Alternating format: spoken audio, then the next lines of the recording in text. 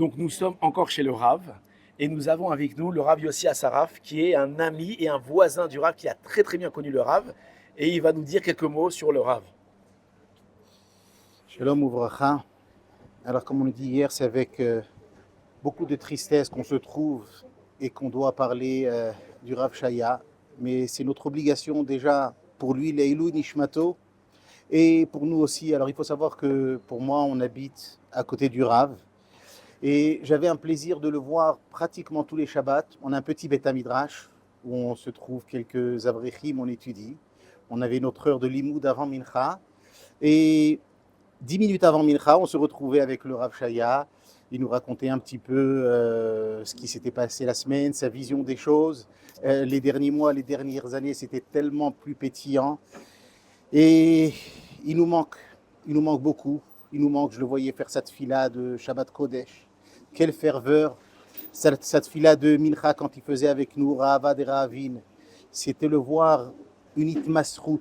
Il se donnait complètement à la Shrina Akdosha. Il se donnait complètement, il avait ce qu'on appelle Midat Haishtalvut. Il était annihilé complètement, lui il n'existait plus quand il faisait cette fila. Chaval al de Avdin, Vela Mishtakrin, on l'a perdu tellement rapidement. Je l'ai vu, je suis allé faire Bikur Cholim pas plus tard que vendredi dernier. Mais voilà, ça a été la volonté d'Hachem.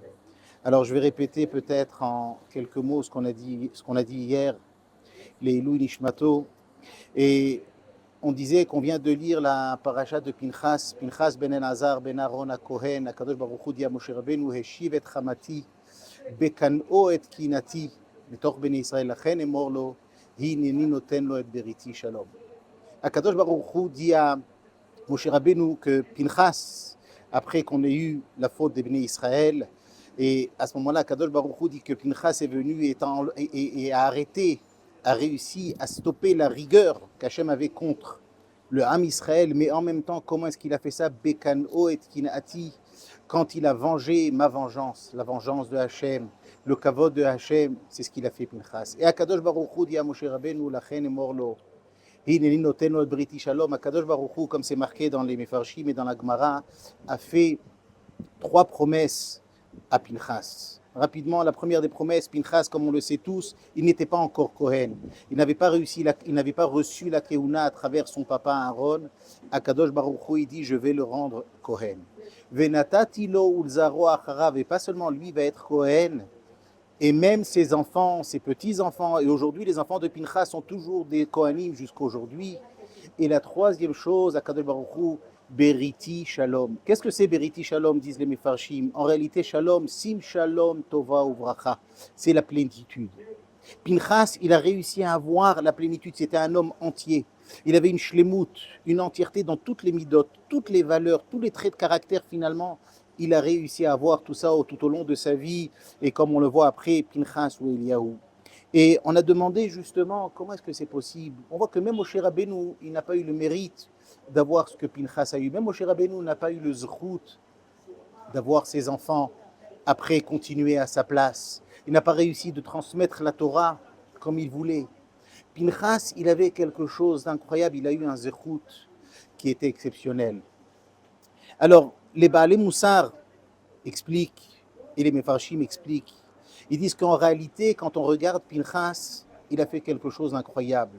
Pinchas, déjà, comme il n'était pas Kohen, certainement qu'il étudiait à la Yeshiva, il étudiait au Beth Midrash, il allait écouter les cours de Moshe Rabbeinu. Est-ce qu'on va imaginer Pinchas, il a pris Vaïkach Romach, Pinchas, il a pris cette épée, il a pris cette hache pour aller se venger. Est-ce qu'on va imaginer un jeune qui se trouve à la Yeshiva, qui sait qu'est-ce que c'est une hache, il sait qu'est-ce que c'est une épée, il ne sait même pas comment, de quel sens on l'attrape, même si on lui donne. Et Pinchas, il est allé et il l'a fait. Il a vengé quelque chose qu'il ne savait pas. Mais il faut savoir, le problème et la grande difficulté, c'est que quand on fait certaines choses, comment le Rambam le dit, comment c'est marqué dans les Sfarim, le Rabbeinu Yonah, Ha'adam, Mushpa, Mima'asav, quand on fait certaines actions, après on prend la même attitude. La Gemara dit, et le Pasuk dit dans Iranidachat, quand on devait brûler une ville qui s'était donnée à l'idolâtrie entière. Le passouk dit Venatan lecha rachamim verichameka. Kadosh Baruch Hu dit au Ham Israël, n'ayez crainte. De quoi ils vont avoir peur, le Ham Israël? Ils ont fait une mitzvah. Mais vous savez de quoi on avait peur? De quoi les parents avaient peur d'envoyer leurs enfants? Ils avaient peur que quand on envoyait leurs enfants à Iranidachat, quand quelqu'un devait tuer un proche ou quelqu'un de plus loin, un Ben Israël, on avait peur de devenir cruel. On avait peur de garder cette mida. C'est de ça qu'on avait peur. Venatan lecha rachamim verichameka. Kadosh Baruch Hu dit, n'ayez crainte. Je vais vous donner la miséricorde. Vous avez fait ça pour une mitzvah et vous allez garder cette mida de la miséricorde. Et on raconte qu'après la guerre des 6 jours, quand on a fait la paix avec les Égyptiens, et Sadat dit, je crois que c'était à Golda Meir, chacun présentait ses excuses, et Golda Meir lui dit à ce moment-là, on peut vous excuser pour tout. Mais il y a une seule chose qu'on ne peut pas vous excuser, de nous avoir forcé à ce que nos enfants, les militaires, ce que nos enfants, les chayalim, aient eu besoin de tuer les vôtres, parce qu'ils vont garder des séquelles. Et comme je dis aujourd'hui, malheureusement, on le voit, on le vit, tous ces chayalim qui sont allés au front, qui sont allés se battre, qui ont fait une milchemet mitzvah, ils ont fait ce qu'ils devaient faire. C'était un matzav, une situation de pikuach nefesh. Mais on voit dans quel état et avec quelles séquelles ils reviennent. Ils reviennent pas seulement les séquelles parce qu'ils ont vu leurs frères, mais aussi ce qu'ils ont dû faire à leurs ennemis. Ça laisse des séquelles. Akadosh Baruch Hu dit à Pinchas, Bekan'o et kin'ati, Pinchas s'est levé du Beth Midrash pour aller se venger et faire ce qu'Hachem voulait. Akadosh Baruch Hu, Hineni noten lo et beriti shalom.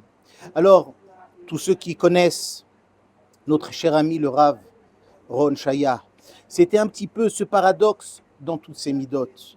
D'un côté, le Rav Ron, il avait justement cette rigueur, il avait cette vérité, il avait cette volonté de se battre, il avait une volonté, il disait tout le temps la vérité, peu importe qu'on lui reproche pas. Il y a eu des moments où il a dit des choses de manière plus difficile, où les gens n'arrivaient pas à accepter. Mais en tous les cas, ça a été sa vérité. Il a dit. Et le problème, c'est que souvent, quand on dit les choses de cette manière, ben on devient comme ça. On devient quelqu'un d'extrémiste. On devient quelqu'un qui devient, avec ses midotes, devient coléreux, devient envieux. Et pourtant, c'était exactement l'opposé. Alors pourquoi c'était comme ça, justement? Parce que le Rav Ron Shaya, à l'image de Pinchas, il faisait les choses Bekan'o et kin'ati. Il n'a jamais rien fait pour son intérêt personnel. Il n'a jamais rien fait pour son kavod. Il n'a jamais rien fait pour qu'on parle de lui ou alors pour qu'on dise quelque chose du Rav Ron Shaya. Tout ce qu'il a fait seulement, c'était pour être mégalé la Shrina d'Akadosh Baruch Hu. C'était pour rapprocher le Mashiach et pour rapprocher les enfants d'Hachem à Aviem Sheba Shamayim, les Bnei Israël à Hachem. Et donc ça a été la grandeur de notre maître. Et c'est pour ça que le Rav Shaya, finalement, d'un côté, il avait cette kin'at Hachem, et d'un autre côté, il avait cette bonté, cette ahava, cet amour qu'il avait pour chaque juif. Et il a réussi, comme on l'a entendu tout au long des Spédim, il a réussi à se travailler sur toutes les midotes. Et voilà, pour finir, je vais dire, quand on a fait la tefila hier matin, dans une maison d'un endeuillé, pour ne pas étudier la Torah, on ne cite pas les psukim de Uval et Tzion, Goël ou le Shaveh Pesha Be'Yakov, où on essaye, on fait une tefila pour précipiter la Géoula. Et je vous dis hautement et d'une voix ferme, j'ai eu des larmes, j'ai pleuré quand j'ai dit ces psukim. Comment est-ce qu'on peut imaginer ne pas dire ces psukim dans la maison où le Rav Ron Shaya, où il se trouve? Mais la seule nechama que j'ai eue, c'est en nous disant, nous on est là en train de pleurer, mais le Rav Shaya, il se trouve dans le Shamaï, il se trouve dans le ciel, il a déjà trouvé sa place pour œuvrer pour chaque juif, chaque Ben Israël, pour amener le Mashiach le plus rapidement possible, pour prier pour ses parents, pour la rabbinite, Stella, qu'Akadosh Baruch Hu lui donne des forces, pour son fils, ses filles, ses gendres, et Bezrat Hashem déjà, Uva Litzion Goel, ou le Shaveh Pesha Yaakov, ou Bila Mavet la Netzach, ou Macha Hashem Dima, Me'al Kol Panim, Amen.